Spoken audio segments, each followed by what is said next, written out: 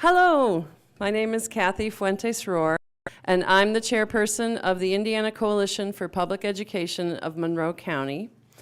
Our organization has been around for about 5 years, and our goal is to inform the public about issues that face our public schools, give the big picture for the real, concerted, well-funded, well-planned out attack on public education, and hopefully empower people to act on behalf of public education.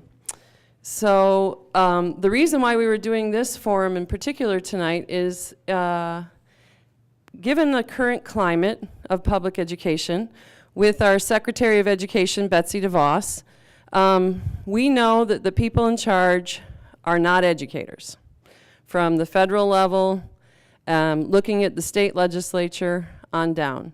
And that has really harmful effects on children and teachers in the public schools. And some of the most vulnerable are children with special needs. The narrative is the money will follow the child as they choose charter schools or voucher schools, or to stay home or to do online. But the fact is that their federal rights may not follow them.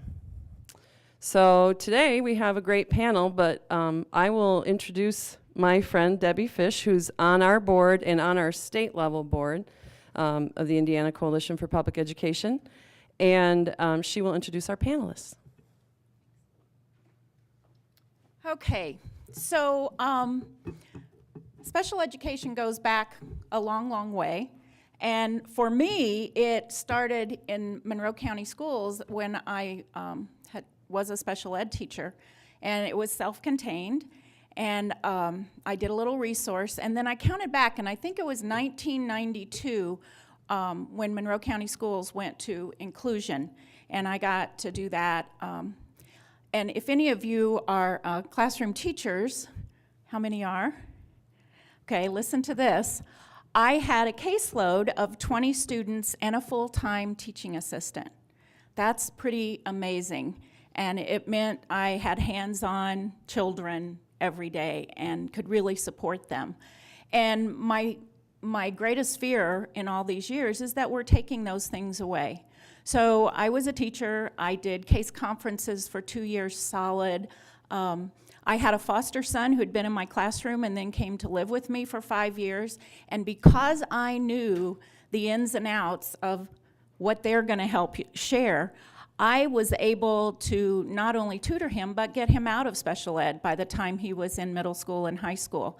And that's hard to do if you don't know the system and you don't know how to talk the language. So we're not going to use a lot of jargon, I don't think, but we're going to try to help parents, teachers, grandparents, whyever you're here and interested, to know the current situation.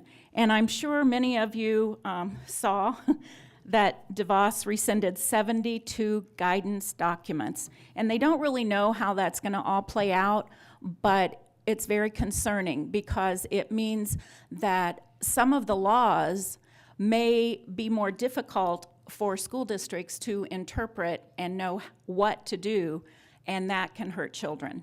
So I'm going to introduce our panel, and each one will talk for about 5 or 10 minutes on their niche.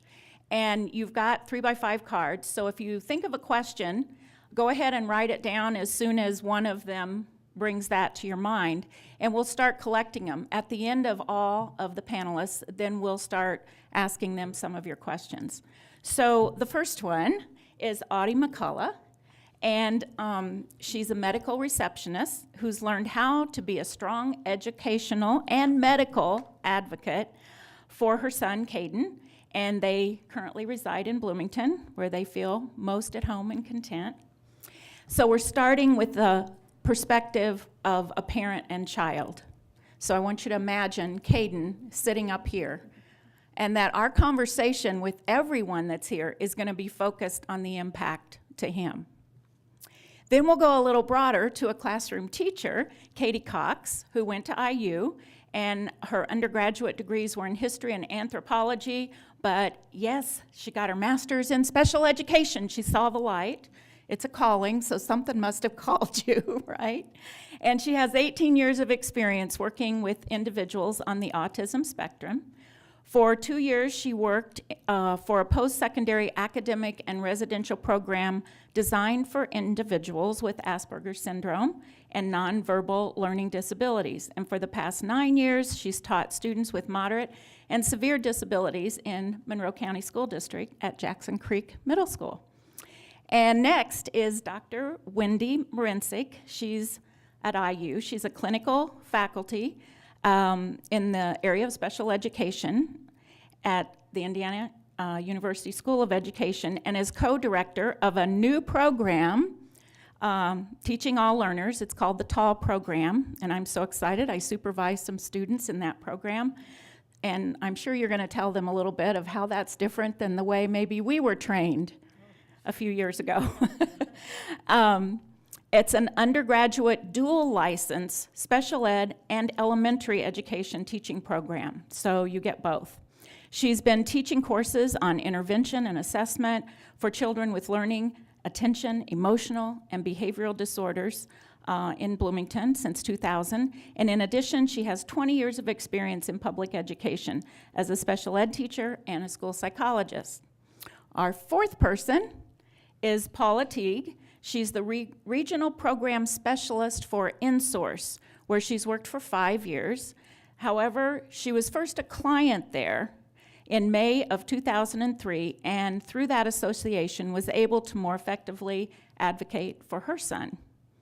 And then, eventually, there's going to be a fifth person that is able to join us, and that'll be Janet Decker. She's assistant professor at IU, where she teaches school law to teachers, administrators, and law students. Her research comprises 3 intersecting strands. 1, informing special education policy and practice.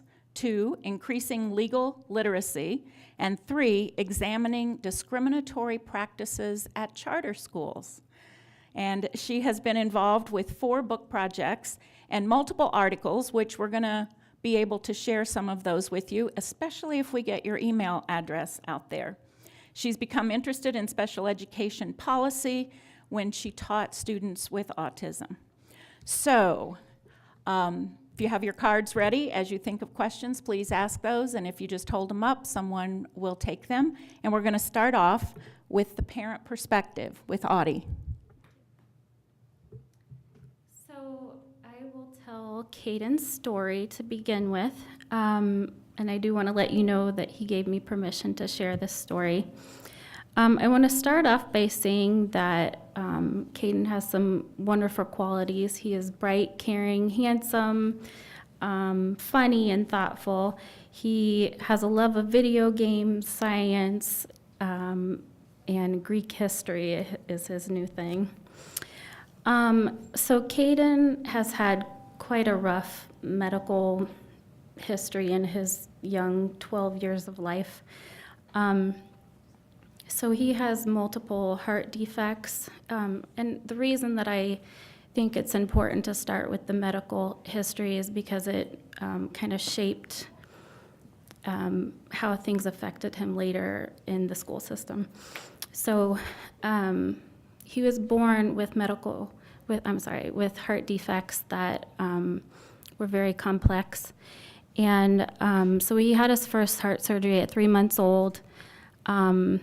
The surgery lasted 14 hours. It was very complicated, and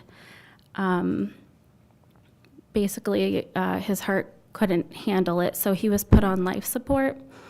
And he was on this form of life support for 9 days, and it was very terrifying. And during this time, he had a stroke. So this caused a lot of physical weakness, muscle weakness. We didn't know at the time how much damage it had caused, but he did have a long hospital stay, and he ended up coming home with a feeding tube, a very long list of medications, and at 5 months old, he started with First Steps. They were a godsend to us. So he had occupational therapy, physical therapy, speech therapy, developmental therapy from 5 months all the way until he was able to transition into a developmental preschool at 3. And I really think that that early intervention was very helpful for him.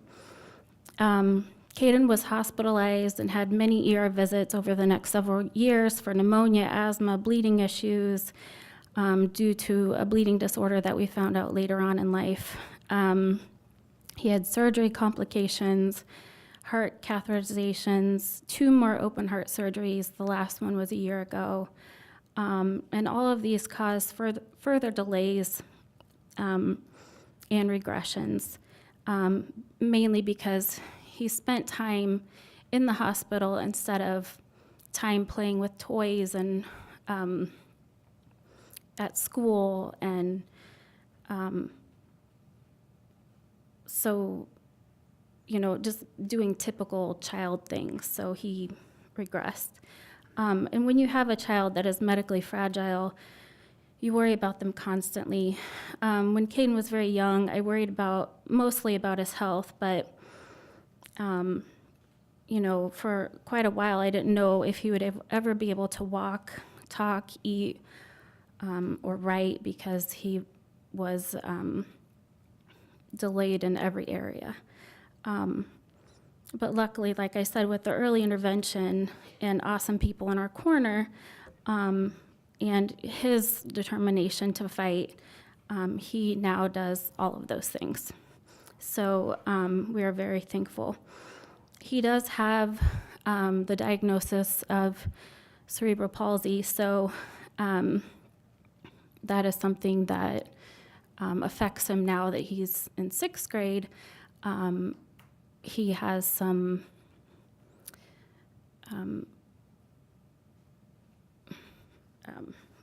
that affects him now, but it's very mild. So it affects his memory, his writing skills. He has some fine motor delays.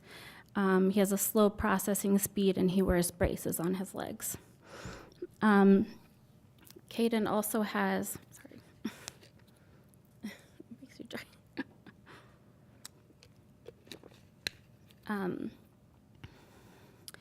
Caden also has ADHD, mostly the inattentive type, but this makes him kind of sluggish.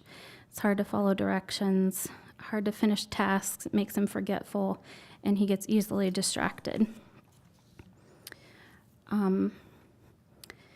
And unfortunately, I have to admit that over the next several years, we moved to different schools, and during this time, he had to go. Basically, he went to a different school every year, and so we tried the private school. We tried the private school. We tried the private school, the charter school, thank you, and the public school systems. And so we have the experience of all of those. And that wasn't because I wasn't educated in what those things meant or how they worked, but it was because I was looking for the best for him, and I didn't quite know where that was, and I truly wanted the best, so I kept fighting for that. And so, like I said, we started with the developmental preschool here in Bloomington, and this was a place that I really thought helped him to get things started. So First Steps was wonderful because they helped us to transition into the preschool. They went to his first IEP meeting, and they helped explain how the whole process worked. The developmental preschool teacher was very organized. She created a picture schedule, a social story, all of this was very helpful with helping him to transition into this new environment. After that, we moved up to Indianapolis, and in Indianapolis is kind of a whole different ballgame than here in Bloomington. I don't want to go through every single experience that we had, but we did, in kindergarten, he did go to a charter school, and I'll be honest, we actually loved his teacher at this charter school. My sister worked at this charter school, and we didn't have a bad experience in this environment. The main reason that we switched out of this program was because we moved up north, and it was in a neighborhood that we felt was unsafe. We did at one point go to a private Catholic school in Indianapolis, and that is where I felt was the least best option for him, because I do remember them saying that they couldn't provide everything for every child with disabilities, so it kind of depended on how severe the disability was. They did have somebody come in and work with him on speech, and they had somebody work with him for OT, but just as an OT consult, so they didn't work with him directly. They didn't have a nurse there, which for us was a really big problem, and I've come to learn that public school system is the best place for him because of that. We need a nurse to be there. But in general, that situation just wasn't the best for us. And then eventually we moved back to Bloomington, and eventually we ended up back in the public school system, and it really just was the best for us because we discovered Binford, and we absolutely love it. He's been there for 3 years now, and they've done wonderful things for him. So he feels at home. His teachers, inclusion teacher, therapists, school staff have been supportive and willing to work with him. They're open to different ideas, accommodations. They're flexible with many hours whenever he's had to miss due to surgery, appointments, etc. He's truly thriving in the best way that he can. He's receiving the help he needs, and he's generally happy. Thank you, Audie. No child comes with instructions, at least none of mine did. I don't know about all yours. And when it's a parent with a child who has such challenging needs, you can see how monumental it is, and where do I start, and how do I do this? So will you join me? Good job. It is not easy at all. So Katie's going to now move to a little bit bigger picture and tell us about her classroom and her experiences with kids. All right, first of all, thank you so much for sharing. I know how hard that is. Your child is yourself. It's a part of yourself, and thank you for sharing a part of yourself with everyone here. I'll back up and talk a little bit about my background. So, as was mentioned, I got my original degrees in anthropology and history, and got my teaching certificate to do that at the same time because I was gung-ho about being a history teacher. It's just what I wanted to do. I thought, I'm going to enlighten young minds. It's going to be amazing. However, becoming a history teacher is rather challenging. There's a lot of people who want to be history teachers. So I did the whole getting in the doorway thing and became a paraeducator. Like, okay, that'll get, principals will get to know me, administrators will get to know me, I'll get a job that way. So I became a paraeducator and worked in a couple different settings and worked with students with special needs, and it was eye-opening for me. There are younger people in this audience and older people in this audience, and I think some of the people in the audience my age and older know that when you grew up, there were a lot of kids you didn't see, and you didn't know that you didn't see them. They just weren't there. And it was interesting to have that experience in my young 20s, to get to be around and work with students who I never saw when I wasn't that far away from being in high school, that I didn't see them there. And it did change my life. It was the eye-opening moment. It was going, I'm good at this. I like this. I like working with students who have a completely different set of challenges, and every single one's a puzzle, and I want to figure out what that puzzle is. So I started taking classes to go back and get my master's. I, at that time, also started working in homebound, what MCCSE calls homebound. And basically what that means is exactly what it sounds like. You're working with a kid at home and working out of their home and teaching them in that environment as well. And that was interesting for me because I got to see a little bit of what parents went through. Because you work really closely with parents when you work in homebound, and I got to see their struggles and what they wanted for their kids, what they hoped, dreamed, and imagined. And it was a little bit different than what you think of when you go through teacher training. Parent training is a little bit different. Parent training is the big picture. Parent training is what's your hopes, and you want your child to be happy, you want your child to have friends. And so that was a little bit more growth there to see that. Then after that, I worked for a school that taught individuals around the ages of 18 to 28-year-olds who had autism, high-functioning autism, Asperger's syndrome, which was a separate label at that time, and PDD-NOS, which is lovely for pervasive developmental disorder, not otherwise specified. She said there would be no acronyms. I had to throw that one out there because it's basically, we don't know what's going on, but you got some social issues. All right. So I worked with students like that, and it was a cool experience because I got to see after high school. And that's something that we don't always think about. We focus on education, we focus on what are you going to learn, and we focus on all of these things that match up to the standards.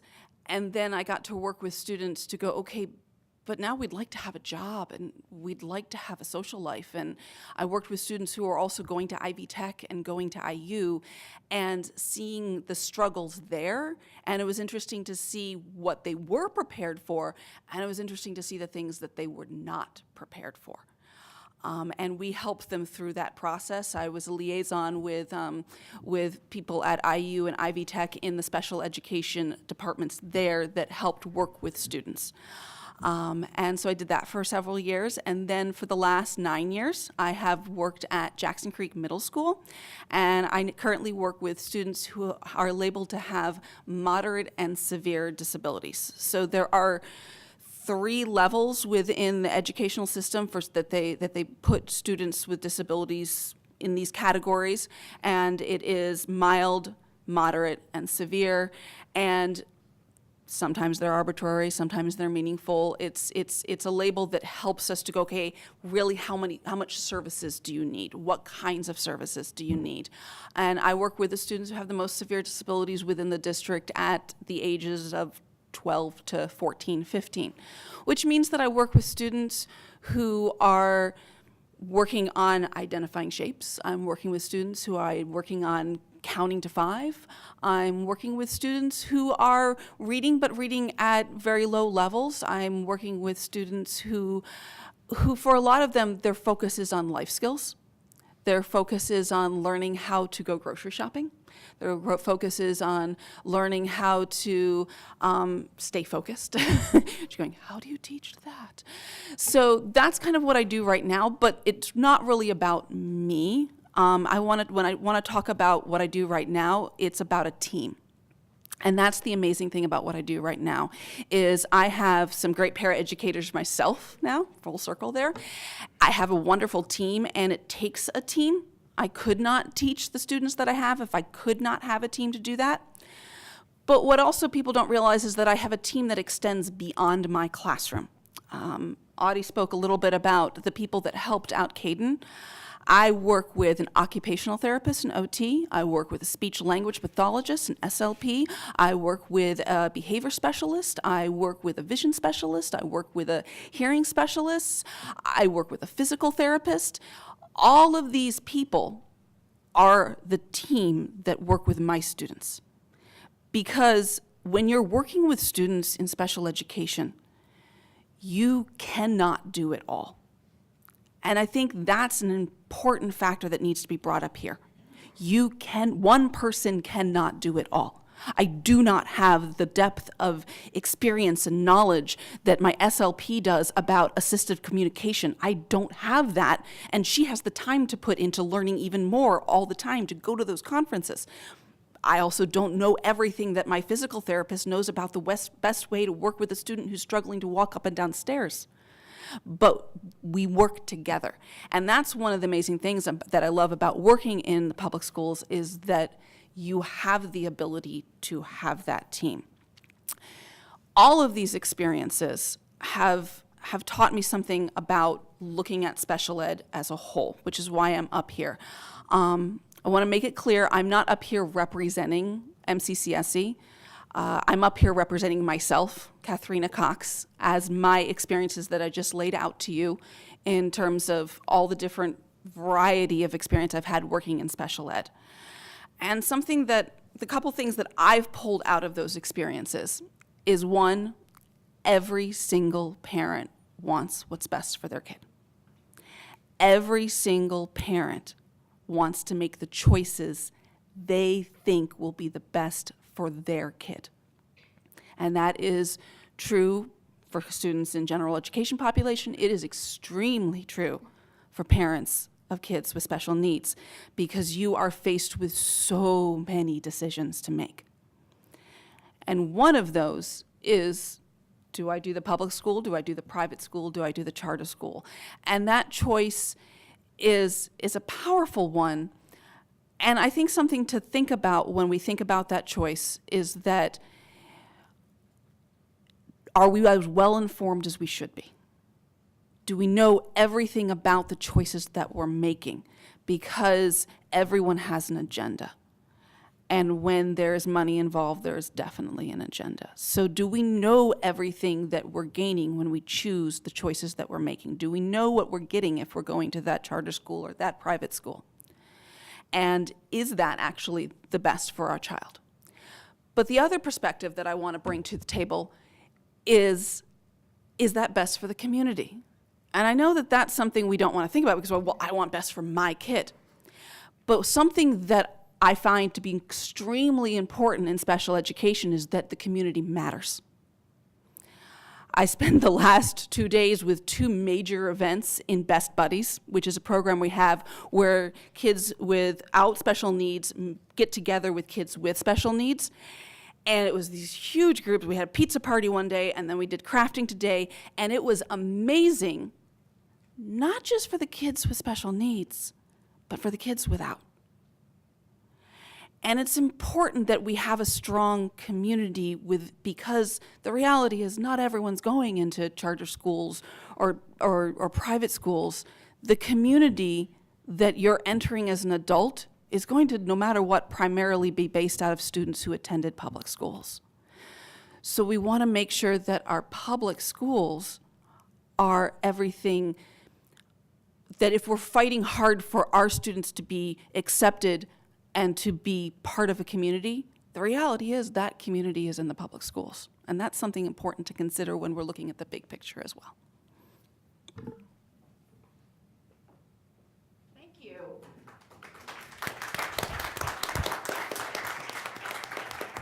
I don't know if she timed that, but it was exactly 10 minutes. That's amazing. That's why it startled me. I was going to give you another minute if you needed to wrap up. You remind me of one of my favorite sayings in all this, and that's what's good for the best is good for the rest. And whether they're my kid or no matter whose, we need to rise to that. So Dr. Marincek is going to talk a little bit about how teachers are prepared now. I mean, we all are aware there is a general teacher shortage, but in special education, there is sometimes one as well. I said even in retirement, I could probably go get a special ed job somewhere, but I don't want to. So Wendy, tell them what all you're doing to put great teachers in the classrooms. And most of these are in inclusion. Oh, that was my timer, sorry. Most of these are in inclusion settings in regular classrooms, which is a little different than what Katie described. So, Right. Wendy. I'd like to say bravo to both of you. That was really wonderful. And brave. I appreciate that. Well, let's see. I've had 4 decades in special education. When I came to IU back in the 70s, the federal laws for special education were just starting to be reviewed and to be authorized to protect children with disabilities. At the time, I was young, really didn't know what I was doing. I knew I wanted to work in the field of mental health, but I really wasn't certain where I wanted to go and what I wanted to do or what I wanted to be when I grew up. And it was a couple great advisors that talked to me about the new special education training programs at IU that said this would be a great opportunity for you to work in schools with children because they're going to be coming out of the institutions into the schools. And that was really profound to me thinking about that. That idea of children coming into schools for the first time, because I hadn't experienced that in my years of growing up in schools. You know, it was a group that would maybe come from the state school, that would come to some of our athletics and different types of things. So it was very appealing to me to think about the idea of bringing children in and working with them in our public schools. And I got into a fabulous program at IU. It was a program that was focused on what we'd say now moderate to severe, but at the time our students were called trainable mentally retarded children. So we've changed a lot of our verbiage and a lot of our language, which has been better. And over the years, we've changed a number of things in these 4 decades that I've worked in special education, and they have all been to the benefit of children and families that have children with disabilities. The unfortunate part is in the last year, I'm hearing different kind of language. Instead of hearing language such as reauthorization and new addendums to protect children, I'm hearing language such as rescinding. I'm hearing language such as diminishing services for children. I'm hearing language as rejecting children from coming into certain schools. And this is very troubling to me to hear this type of language after, 40 years of working in the field.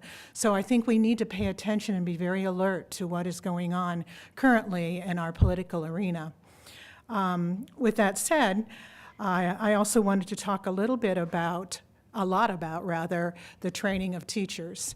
As Deb said, back in the day when we were trained, my student teaching was in Indianapolis, and I was in a full secluded school. All of my children had disabilities. There were no peer-related students in the school, or typical peers, we would say, for our children to have models.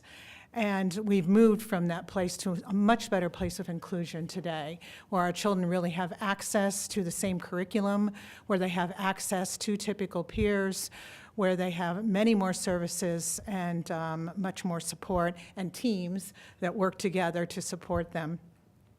So again, we've made a lot of great progress, but we do have to pay heed and pay attention to. So with that said, I also want to talk a little bit about special education and the role. As a special education teacher, I could pick any job. I could go anywhere I wanted to in the country. There have always been shortages in special education, so that is not new, and I'll be clear on that. However, let me first say, when the laws were passed, we needed special education teachers everywhere across the country. And so when my professor told me, he goes, you can pick wherever you want to go. And I said, well, I really hate the winter in Indiana, so I think I'll go to Houston, Texas. So I moved to Houston for 10 years and became familiar with the same laws in their state as we had in Indiana.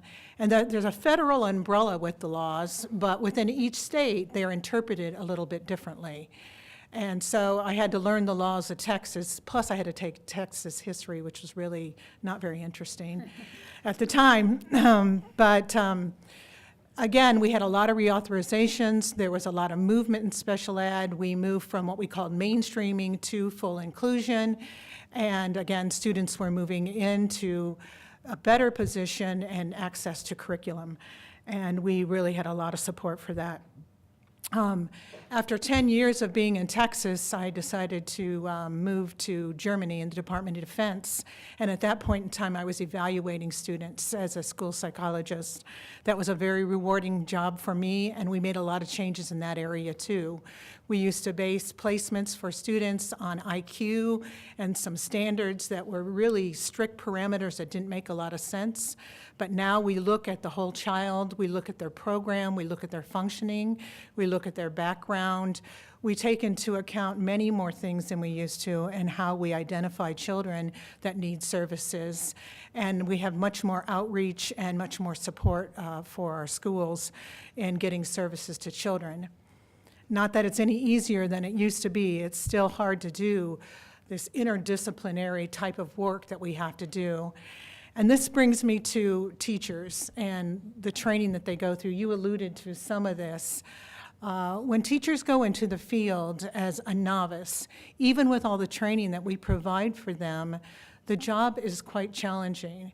They have to have very sophisticated communication skills when they go into classrooms because they're working with veteran teachers who have been there for a while. So you're taking young women, and mostly women, and some young men, that are 22 years old, and they're having to come in and say, this student needs these services from you. Okay, this student needs this student needs this, and I am responsible for this student because legally they are responsible. So it can be very challenging for new teachers to come into the field and have that type of sophistication and communication that they need to really interface with teachers and administrators. And oftentimes many of these people don't know exactly what they do. And so there are few special education teachers in the schools and many more general education teachers. So sometimes there's this feeling of isolation that these teachers feel as well. They'd like to collaborate with others, and you can talk about this a little bit more clearly. But there are teams now that are working better together, and there are administrators that are more savvy about understanding the laws. And some of that has come honestly and out of interest, and some of that has come out of litigation, which maybe Janet will talk a little bit more about in special education, quite a bit involved with that. The other area I think that's problematic sometimes for special education teachers is something you also alluded to, and it's the knowledge base that they have to have. Not only do they need to understand curriculum, academics that the children need to learn, but they also need to understand the medical conditions that are involved with some of these cases. You've listened to a parent talk about how complex that can be. They have to have a very good understanding of that. Many of these children are on medications. There's side effects sometimes from the medications. There's side effects or there's symptoms of different types of conditions that they need to be aware of, and they need to have a very good understanding of that, because when you're teaching, you need to understand if a child's not paying attention, what is that about? What is the function of that behavior? Is it something that's related to that child's condition because they have ADHD? Or is it something that's related to a medication side effect? Or is it something related to something totally unrelated to either one of those? Some fight that the child got into in the morning on the way to school. These are things that we need to consider all the time when we're looking at the functionality of our children. So you have to be almost like this CSI person where you're putting up all these different things, these pieces of the puzzle that you referred to, and trying to understand what makes our kids tick and what's the best way to try to work with them and hook them into learning.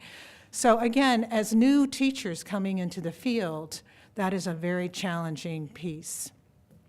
The other part that we hear oftentimes with special education is the challenge of the paperwork. And this is probably it's been one of the number one complaints of special education teachers. They have federal paperwork, they have IEP services, and all of these protect our children, so we know they're very important. But to try to organize that while you're trying to organize your caseload and your students is quite challenging for those teachers. To find the time to do it, I can tell you many special education teachers work 24 hours a day. I don't know when they sleep, to be honest with you. Obviously, they do sleep. But it is quite challenging to get the paperwork done. And it's because they're federal documents, they have to be very careful on what they write on those papers and what they say. So they have to be very mindful of what they're doing when they're completing paperwork. The other part is role ambiguity is a problem for special education teachers.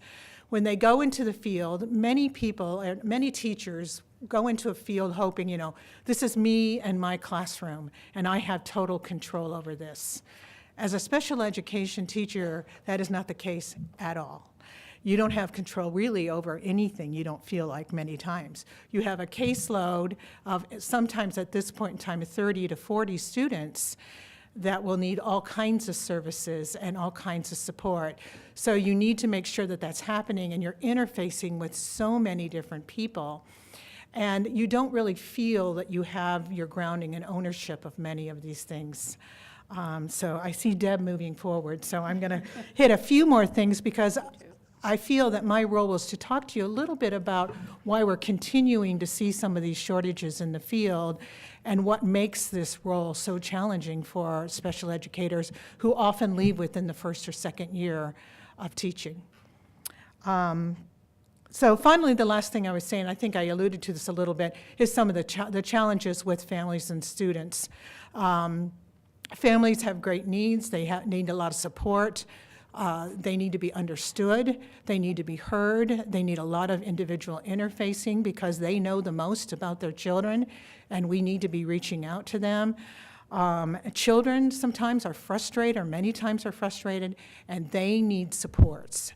We need to help them because we'll see behavioral issues, we'll see learning issues with them, and we need to have an understanding of how to engage them and hook them into learning and make learning and school fun. And when you don't learn well, and when you're frustrated, or if you have emotional problems, or you're struggling, school's not fun. And teachers have the big task of trying to bring these children in to enjoy their learning experience. So many more things I would love to tell you, but I'm going to wait. If you have questions, I'd be happy to answer them. I love what I do in training teachers. I have some of the best candidates in the world at IU. I'm very fortunate to get really wonderful students that are very passionate about being special educators. Thank you.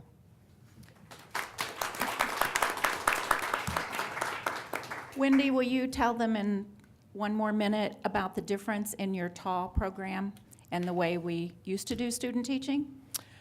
Okay, so the Teaching All Learner Programs is a dual licensure program. And when we were trained really in a segregated way to work specifically with children with disabilities. We were not taught a great deal about the curriculum. It was really more about, as a specialist, how we would work with children with disabilities. If we dealt with curriculum, it was more related to technique and strategies versus working with how do we integrate children into general education, into the general world. Ultimately, that's where we wanted to go, but with the Teaching All Learner programs, I'm personally training teachers now to work with both general and special education and to work the continuum of schools. They work from general education all the way through to children who have intensive needs in school. Is that what you were referring to mostly? Pretty much.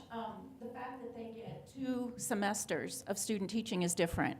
When I went through, back in the dark ages, I did have what was called an endorsement. I had elementary ed and then an endorsement in special ed, and then I got my master's in special ed. So I still got both student teaching experiences, but crammed into one semester. Yeah. And now what you're doing is spreading it over the whole year. Right, which has really actually been new. And part of that is because we know that, and I'll go really quickly here. You're fine. We know that if teachers are trained in the field, the retention rate is much higher. And so we have pushed at IU to have a year-long student teaching for our student teachers because we know that we need to keep them in the field. We don't need to just put them out there, but we need to keep them in the field. Our students need them. And actually, I would advocate for that for all teachers, to have a full year. I agree. And have multiple kinds of experiences. I think they're so much more ready to take on the challenges. They grow in it tremendously. Right. I mean, the first semester to the second, it is amazing. And right now, I have 2 of them in your program, and I think I had another one, last year. And they are so much more ready than the ones who just have 1 semester. Thank you for saying that. Oh, yeah. It's awesome. Okay, thank you. And now Paula's going to tell us about Insource. Well, interestingly, as I've heard them talk, they've hit several of the points that I had planned to hit. So we'll tie some together. First off, I don't know who knows what Insource is, but in 1979, when the special education laws were done federally, there was an understanding that it would be very confusing for parents to navigate the laws and to understand what was going on. So the law specifies that each state have a parent education network. In the state of Indiana, Insource has been that education network since 1979. I think we're the only state in the union that has had the same organization serving as the parent education network since the beginning of that. We have a number of individuals across the state that cover regions for Insource. I cover Lawrence, Monroe, Brown, Jackson, and Bartholomew counties. And what my job is to provide support to parents so that they can effectively advocate for their children. I can attend meetings with a parent if a parent is struggling with the process and feels a need for support. I can go with them.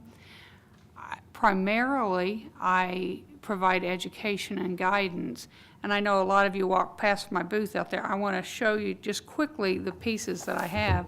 This is our parent handbook, and this is what I recommend everyone right off the bat when we first start talking, is that they read this. Sometimes I highlight specific sections that they need to read, or others that they can skip for the time being if they're pressed for time. But the blue document gives a basic understanding of the law and how it applies to their students. So it takes it from the letter of the law and takes it down to how do I use this and how is this going to look for me and my kid as we're doing this. The second one is navigating the course, and this one is done by the Department of Education, and their subtitle is a companion guide to Article 7. So what it is information that gets more to the points of law without actually sitting and reading the law. It covers a lot of the information that you need specifically. So it's kind of, if you're doing them sequentially, it would be the second one that you read. And then the last two, I know she's going to cover this much more, but this is a copy of Article 7, which is the actual law. And I didn't put as many of those out there. I do have more if I run out, but this is the law specifically. It's not the greatest reading. It's a good deal for insomnia, but the pieces that you need to know, you really need to know. So that they're covered here, and you need to find in there the pieces that apply to you and your child and become very familiar with those. The other piece that we have is the transition guide, and this is for students 14 and over. I try to tell folks that it doesn't replace the blue book or the green book, it's in addition to them. Once they turn 14, there are other issues there. But as I was listening to these guys, some of the things that came to mind is, you read in my bio that I became a client of Insource before I began to work for Insource. And in 2003, First off, I've got a house full of kids. I've got 7 kids. But at that point, I had one who was turning 3 and who had been very involved in First Steps and was transitioning to the developmental preschool. And I had no clue what I was doing. And so someone from First Steps recommended that I get in touch with Insource, which I did, and got my parent handbook and read it carefully and began to learn that process. Several years later, than 5 years ago, I began to work for Insource. But probably the key piece for me as far as Insource is that nearly everyone, it used to be everyone, now it's nearly everyone that works for Insource has a child with a special need of one sort or another. So we all have been there, and we all understand the perspective of the parents that are calling us. Now, there are times that I get calls from parents that I think, oh my goodness, how does this person walk through their day? You know, they have some severe issues. And then I get calls from other parents who have children with very minor issues. But the reality is, whatever level of issue that parent is experiencing, it's a big issue for them, and it's a big issue for their kid, at whatever level it is. And as a parent, I think you can probably attest, you walk into a room and the whole team is there and we're glad they're there. But you walk into a parent and there's one of you, maybe 2 of you, and there's 8 people, 9 people, whatever on this team, and you just kind of want to hide a little bit because it's intense. And the intensity of, you want the services for your kids and you want the team there, but you get the feeling at times like you get lost in the mix. And so what we attempt to do is to help families to understand that, number one, they're their child's first teacher. They understand their child as well or better than anybody else, and their input is valuable. We need the input and guidance from the schools, but the schools need to listen to the parents in that process as well, and to hear what the parents are saying about the child. So we try to emphasize to the parents that they're an active member of the team. They're an active member of the case conference, and that their input is valuable, and as valuable as other members of the team.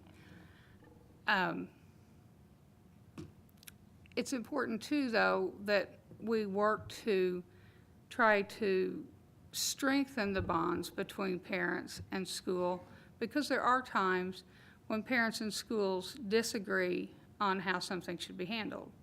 Those things are going to happen. Sometimes we're going to agree, sometimes we're going to disagree.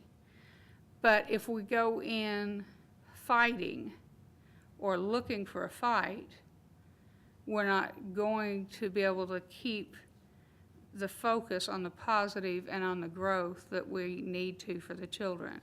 So what we work really strongly on is helping parents to, number one, know what their rights are.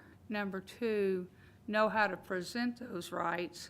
I think there's an entire chapter on the Blue Book, in the Blue Book, on how to communicate your issues, communicate the things that you're trying to say, and then how to work together as a team instead of finding a point of contention. So I'm not going to, they covered many of my things, so I'm not going to talk quite as long. I do want to let you know that my child that entered preschool in 2003 he was 3. He didn't talk till he was 4.5. He had many, many delays. We're talking about therapies. He had them all. At one point, I tried to get everybody together to figure out what everybody was doing, and this was before he entered public school. I was so confused at that point. He's now 17. He's a sophomore, and he's on track for a general diploma. So. Thanks, Paula. When I used to be in a variety of roles in a case conference, I always tried to remember how that parent would feel. And I would start with, let's go around the circle and everyone tell a strength of this child. Because sometimes we get so focused on what they can't do and what we've got to do to fix or support, which is good, but sometimes a parent just needs to hear some good stuff, you know, so it's always a good place to start. So last but not least, I introduced Dr. Decker before she got here, so they already know who you are and what you've been doing. So you're going to give us some of the legal perspective, and that's really important in this DeVos era. Yes, it is. Yes, it is. So before I go into the exciting world of policy, which I'm sure you're all really eager to hear about, I did just want to give you my perspective, because everyone comes from a different perspective. So I taught children with autism in a private school, and it was a private school for very wealthy families, and the children were getting some of the best intervention possible. I then was hired by an Indiana public school district to be a behavioral consultant, and really saw the inequities between the type of intervention that the students who I was teaching on the East Coast were getting versus students in a public district here, and also saw the adversarial nature that Paulo was mentioning when there are disagreements and litigation happens, and saw that the focus got shifted away from the child and onto the dispute, and I saw the problem with that. And that's when I decided to become a lawyer, not to be part of that adversarial process, but hopefully to try to learn more about policy, because as a teacher, I would hear about, the federal law, the Individuals with Disabilities Education Act. I thought I could read, that was the state law, the Article 7 of the state law, but I'd read aspects of IDEA. But then I'd come to case conference or IEP meetings, and I wouldn't understand how my perspective of what was appropriate wasn't the school district's perspective of what was appropriate. And through going to law school, learned how very complicated it is. And so now I have an opportunity to be a professor and teach future teachers and administrators and future lawyers, but also research some of these issues. So I know that Deb mentioned the basic principles behind IDEA, Individuals with Disabilities Education Act. I'll try not to use too many acronyms. But just to give you kind of the structure, so you can understand, I'm going to mostly talk to you about vouchers. But the structure, there's the public school district that absolutely has to follow the law, the federal law, the state law. Then there's charter schools, which are a type of public school that also have to follow the federal law, and also can't discriminate against students with disabilities and exclude them from services. But then private schools, like the private school that I taught at, they are not required to follow the IDEA, and so they don't have that requirement to follow all of the law. There might be certain discrimination laws that they might have to follow based on what they are exactly. So I thought I'd give you, and I'll try to cut some of my comments short, and maybe I can answer them in comments, but some facts, some bad news, some good news, and then maybe some guidance. So when I thought about what's the hottest topic when it comes to policy and from an Indiana perspective, I really think special education vouchers are something that people should know about. In particular, there's a type of voucher called an education savings account, or an ESA. And those have been proposed in Indiana. They're growing across the country. In Indiana, they haven't been enacted, but most likely they'll be proposed again this year. And so they're a certain type of voucher for students with disabilities. And if you consider them as a voucher, and you look at the ones that are focused just for students with disabilities, it's a growing policy across the country. So across the country, there are 18 different special education voucher programs in 13 different states. And if you expand your definition of what a voucher is to tax credit and deduction programs, that number increases to over 24 of these policies that are designed just for students with disabilities. So the idea behind a voucher is where the public funding that would go to a public school district is instead going to a family to then use for private services, so typically for private school tuition.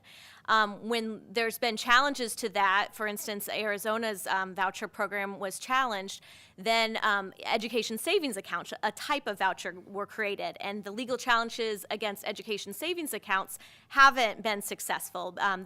They've been able to persist because unlike how it was structured before for education savings accounts, the money is like a personal account for parents. So the idea that the money is being funneled to private institutions and perhaps to parochial schools isn't a strong connection, because the money is going to parents instead. So out of the fastest growing type of voucher is a special education voucher just for students with disabilities. And the growing type of those, the subset, are these education savings accounts. So there's 6 ESAs, or education savings accounts, currently, and 5 of the 6 are designed for students with disabilities particularly. So that's the facts. And then I don't know from the audience whether you want to hear the bad news or the good news first, but it will depend on your perspective of whether you think this policy movement is positive or not. But I try to take the vantage point from the students and the families who I worked with and see the policy from their perspective and what works for students with disabilities. And so I'm going to start with the bad news. And when it comes to these voucher programs, parents oftentimes don't understand that when they select to participate in a voucher program, they're waiving all those rights, not just the Indiana law, but the massive rights that people have fought for since the 70s and before, even for students with disabilities. And so a lot of times parents don't understand that that's a substitute, that they're waiving their rights. And not only as a society, they're waiving their child's rights, so the child doesn't get a say so in the matter either. If the parent chooses a voucher program maybe to go to a private school for religious reasons and not necessarily for education reasons. Also, when I did research in 2016 about the different special education voucher programs, when I looked at the different training and requirements, they vary across the states. But 40% of them required the private schools or the recipients of the voucher monies. 40% of them didn't require any type of training for any kind of special education training. So no training at the voucher receiving schools for students with disabilities. And so what we're seeing across the country is that the different type of special education vouchers are kind of they're using students with disabilities as a poster child, as saying if you don't support students with disabilities, then that's a problem. But the way to support students with disabilities is by supporting these voucher programs. And so some advocates are saying that that's wrong, to use children as poster children, and then to expand the voucher further to increase it to not just students with disabilities who might need some extra financial support or extra services, but then to grow to a variety of other students. So the ESAs that I was mentioning, the education savings accounts, the monies have expanded quite drastically. Parents can use those monies for college expenses. So some people are concerned that a parent would opt to save up for college instead of worry about intervention and education when the child is in the formative years. They can be used for homeschooling, for online classes, for tuition, for just a variety of services. And they're not just for students with disabilities, so also for students from families with a military background, or from underperforming schools, or siblings, or children who are homeschooled. The proposal that has gone through Indiana state legislature has also been for students who are not just students who might qualify for an IEP, an individual education program, but also students who qualify for Section 504s. And so that definition of disability is much more expansive. It might be a student who has a peanut allergy, or has diabetes, or a variety of other issues that they also could receive the vouchers. So it's a program that's expanding drastically. The other piece of bad news, and I want to go into the good news, is just that the funding then is being taken from public school districts and going to private institutions. So in 2016, there were about 150,000 students with disabilities participating in voucher programs, and over $72 million spent.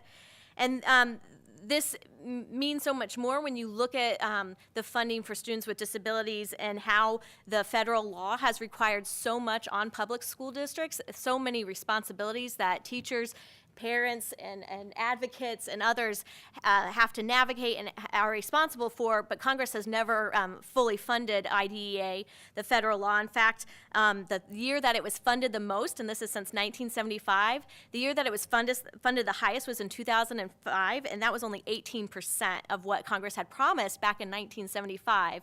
And currently, it's about 16% funded. So there's a lot of mandates, but there's not the funding behind it to support the training and support services there. So, okay, now to some good news, and I have more bad news, but I'll go over that.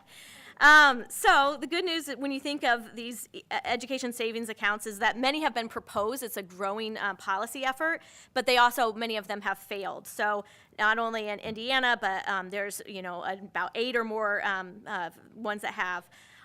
There's also been a federal one proposed, and I went to a conference on Capitol Hill this summer, and the federal lobbyists were from both sides, whether they thought it was a positive or a negative, both conceded that the federal voucher program was unlikely to pass for a variety of reasons. Another positive, the panel tonight has Betsy DeVos' name in it. Whether you like her or dislike her, she's definitely raising conversation around education policy. People are being aware, people are talking, people are attending to what's happening and scrutinizing reform efforts such as voucher programs.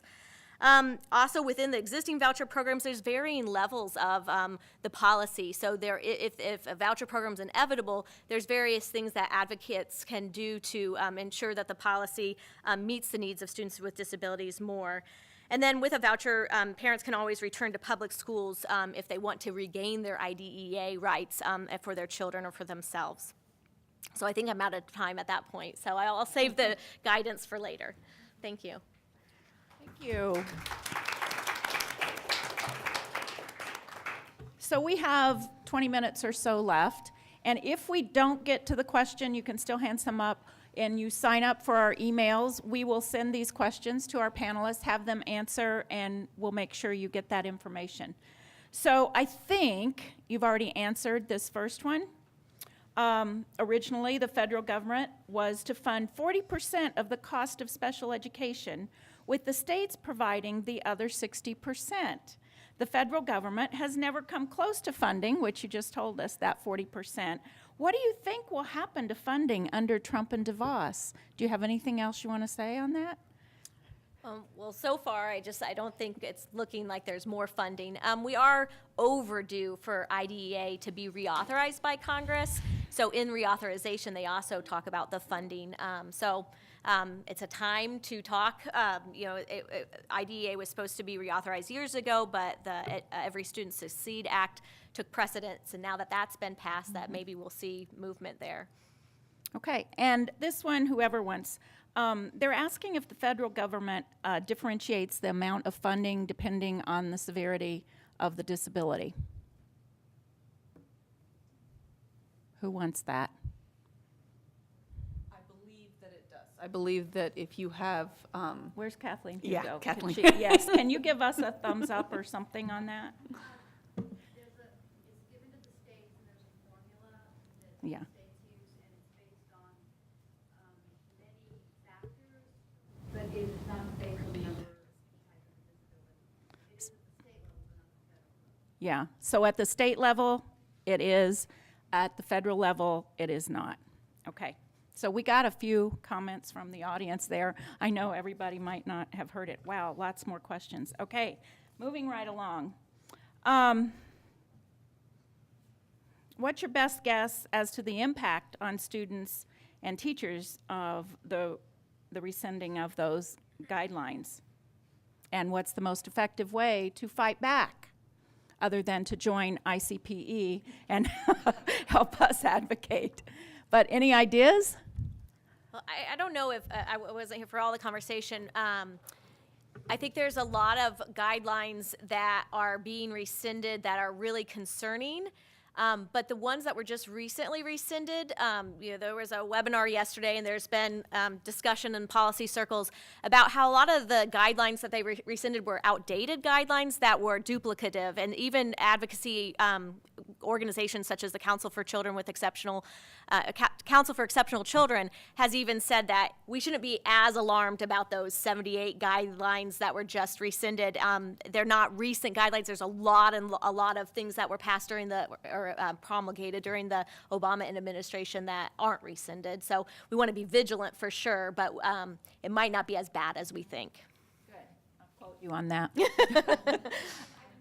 like to interject on that point that there are advocacy organizations at the national level who have staff members that are actively reading those 72 documents or whatever. I mean, and like for example, the National Down Syndrome Society has someone that's already done it and is on board and is actively answering questions online.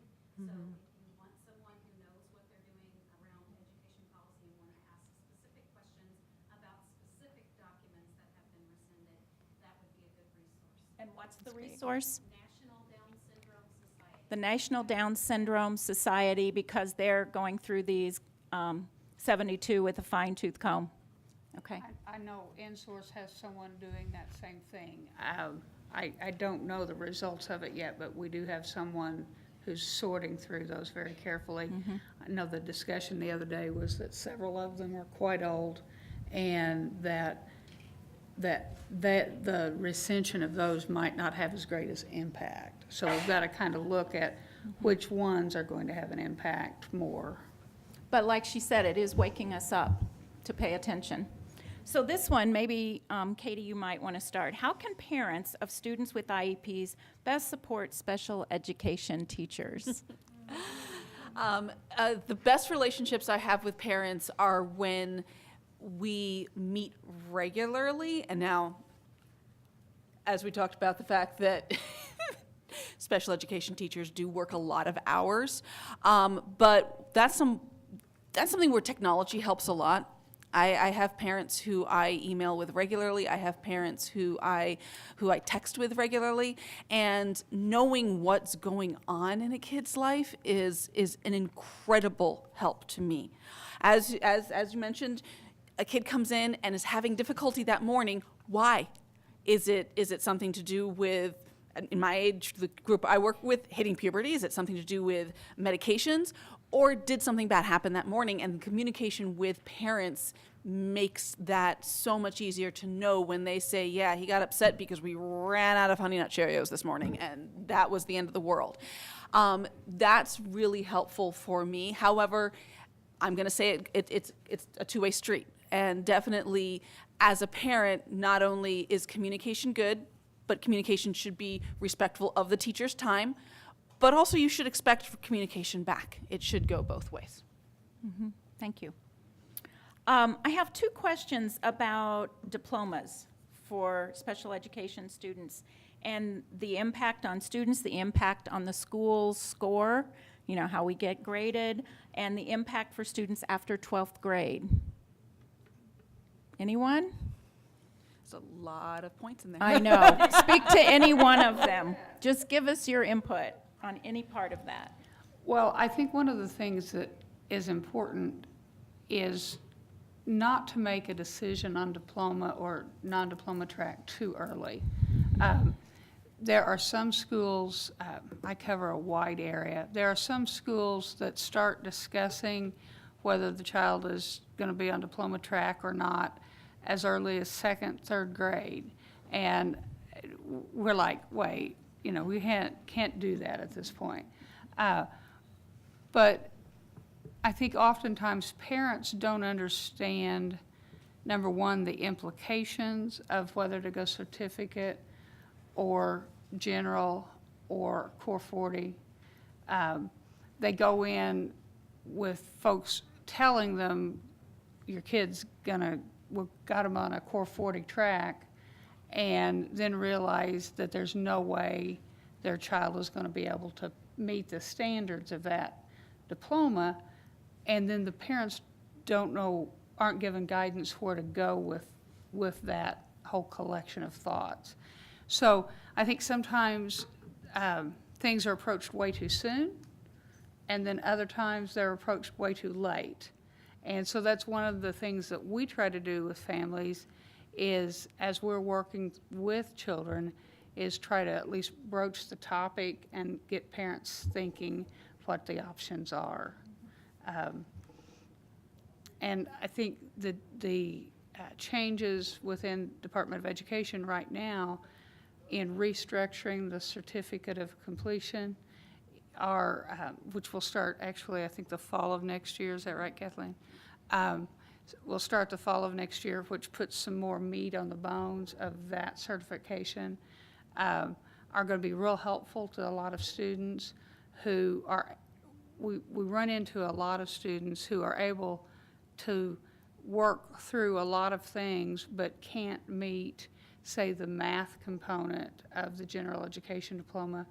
And then it's kind of like, well, just throwing up the hands and quitting and getting a certificate of completion, but seeing it as a fail.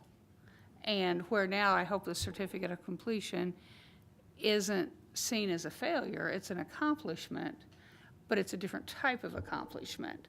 And if we can get it to the point, which the state is looking at right now, of, again, making that certificate more meaningful and more meaty, that it will have a better place in the marketplace as far as employers looking and seeing what the student has accomplished. So, Wendy, I know it was a few years ago when you were in Germany, but was it very different in the way they addressed special education, or what did you notice about that? Okay, well, first I need to point out that I worked with the Department of Defense, which was a U.S. set of schools, okay? However, I did partner quite a bit with German schools, and we were much more advanced than the German schools related to integration. We had moved forward with inclusion before they did, and they asked to come see our schools, particularly when it came to the population working with children with emotional and behavioral disorders. Many of those children were not in their school systems. They were separated. And we had a very nice model students that were integrated into the general education programs in our military school, which really they were quite impressed by. What year was that? That was in 1992. Okay, Yeah. thank you. This is one probably for Dr. Decker. Just go over again the ESA, who gets the money in this savings account, who puts the money in, how do they use it? Just kind of go through that Sure. one more time.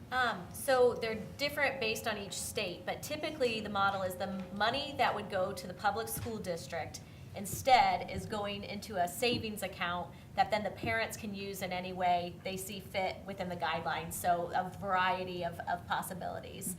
Typically, so far, it's been used for private school tuition, but there's also ones that allow for college accounts, for online classes, for tutoring, for therapies, a variety of different ways.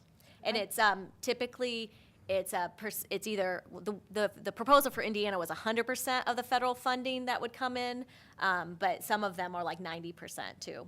And some of them have caps and some of them are proportional. I know of an attorney in Indianapolis that got a call to see if they could use those for a karate school. So who knows how broadly those will be There's also, used. I won't say no oversight, but if they were to pass in Indiana, the way they're crafted is really important. So whether it's, some states do it where you have to apply to be reimbursed, so you would see that a karate school tuition's coming in versus random audits. And if we already know that it's hard to track what's happening right now, are we gonna have the resources to track all the nuances of vouchers? So Audie, I want to go back to the question that Katie answered about how can parents support the teacher, and just say, can you give a couple ideas of how you might have felt you supported teachers? Yes, I actually made some notes about how I felt like some tips on what I would give other parents on how to help them, I guess, with the schools. So I think that doing a lot of research first and asking the experts as many questions as you can. I think that knowing your rights are really important. Bringing a close family member, don't wait for the right time to speak up. That time will never come. And the biggest, most important thing is communication. She talked about that earlier, but if you don't communicate, you can't really get anywhere. So it's really, really important. So sometimes I'm probably a little bit of annoying, but I every time something big happens, I always email Caden's teachers, and I don't always expect a reply, but I think it's important for them to know what's going on in his life. So I think it's just really important to communicate with them. So yeah. This question is from a Fulbright scholar from India who's visited many schools and has noticed that there's so much focus put on graduating and grades, and wondering about the social emotional, the whole child, and how might special education really focus on that whole child. So whoever wants to answer. I can probably address that with my experience working with students who had high-functioning autism and Asperger's. That's often the difficulty that we experience. So here they were, young adults, and they had done maybe really well in the pure academics of the high school that they went to. So their math teacher is like, oh, they just did great at this, but, couldn't quite get the word problems aspect of it, but my gosh, could do computations all day. The home ec teacher might be, okay, he's doing great at measuring things and making perfect ingredients and recipes, but you put him in a group and we're not getting the social element, because of course that comes with autism. And then they would graduate, and then they would discover, and parents would discover, is that while all those academics are great, they don't help you keep a job. They don't help you maintain friendships and relationships. And that's where I think important distinction to make is the concept of knowledge in a field versus knowledge of education. So a student in particular might go to all these different classes and have teachers who are knowledgeable in that field.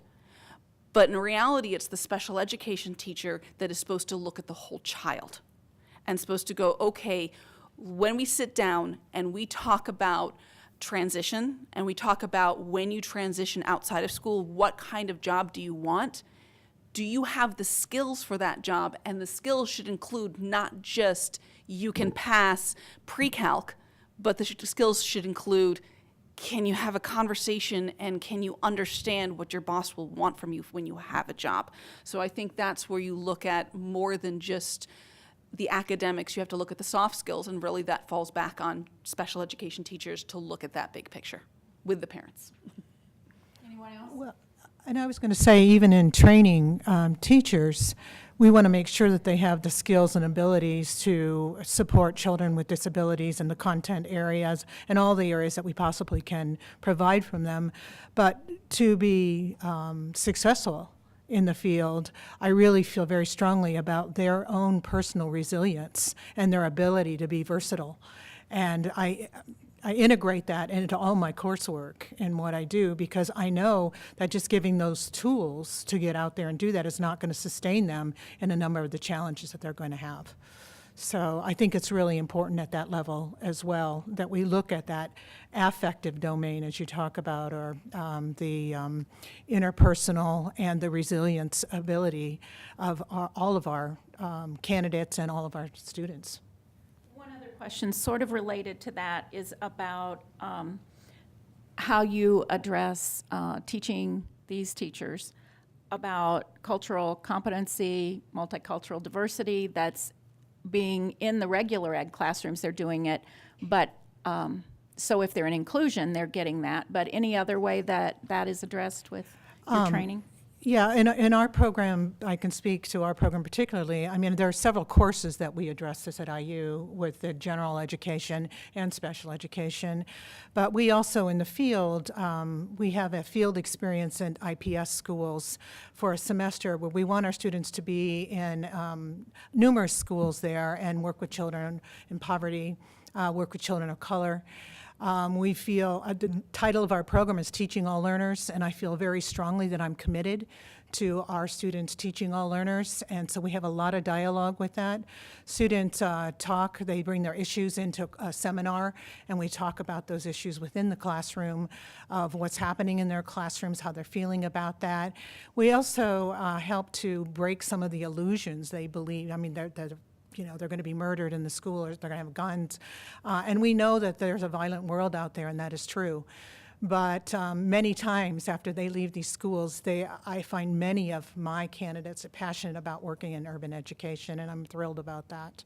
So that's another way that we try to do that. Also, all student teachers from Indiana University have to complete a portfolio called the EdTPA, and there are many questions in there that really address, they have to look at that makeup of the kids and the school, and how do they integrate what they know about kids and their own biases and all of that. How do they use that to teach those kids better? So it's kind of inherent in those big questions. So we have time for one last question, and maybe you all will want to say this. It's asking you to ask a question.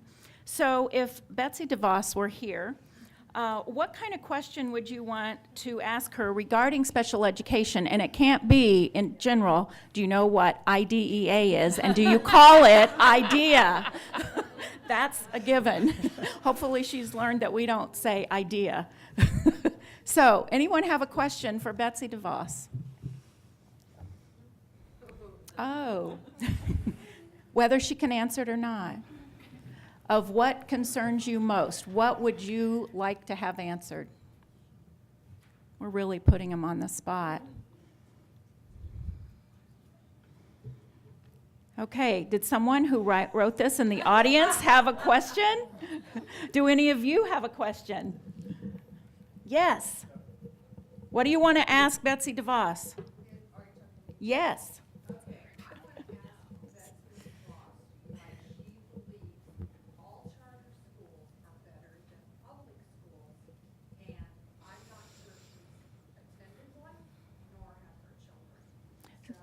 Right. She has a false impression, but she's been put in a position where she's supposed to be supporting public schools, so why isn't she? So the person in the audience, I'll just repeat it, wants to ask Betsy DeVos why she is so favorable towards charter schools, and has she really done much to compare public schools and charter schools. So thank you for coming, and Kathy's going to kind of wrap this up and tell our direction.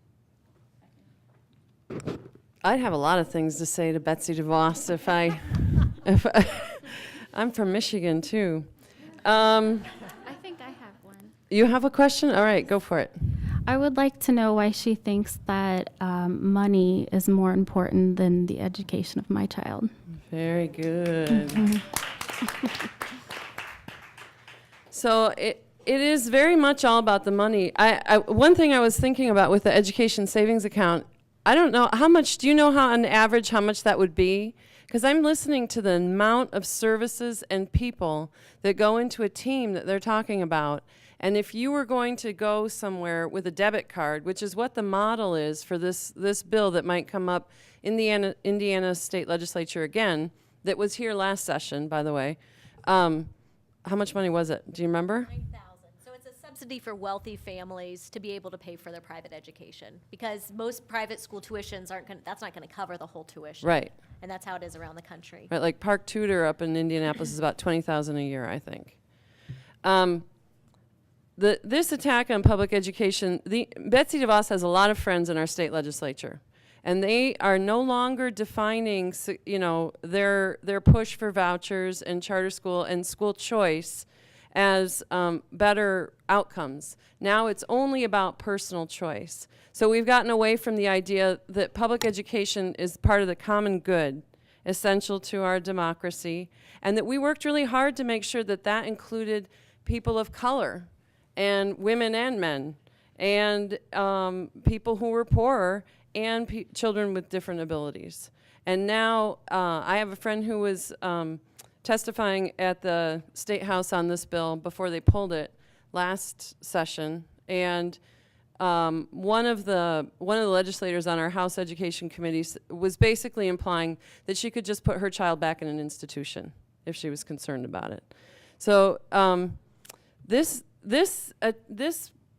education savings account is a bill by the American Legislative Exchange Council, and if you don't know what that is, you really need to look it up, because they've written all the bills that have really made teachers' lives a lot harder and have been attacking public schools, because it's about a better product and it's about a competition.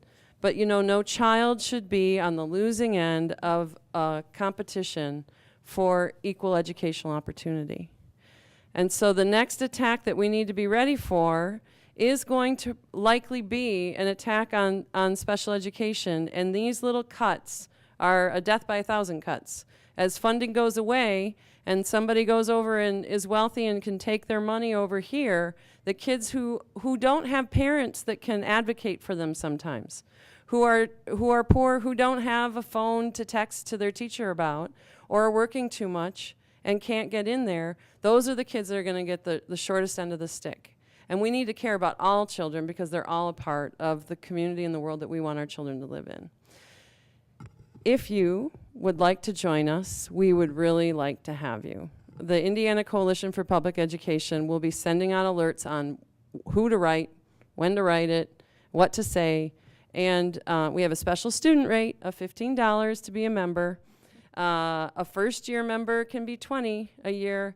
If you feel really generous, you can do our $40 a year membership rate, and that money goes toward our brochures and toward, we have a lobbyist at the state level who gets in front of these legislators, and he's the one that gives us these detailed pieces of information about what's coming next, because they have said that their desire is that it's like whack-a-mole. If they throw as many bills out there as fast as they can, we just can't possibly hit them on the head every time.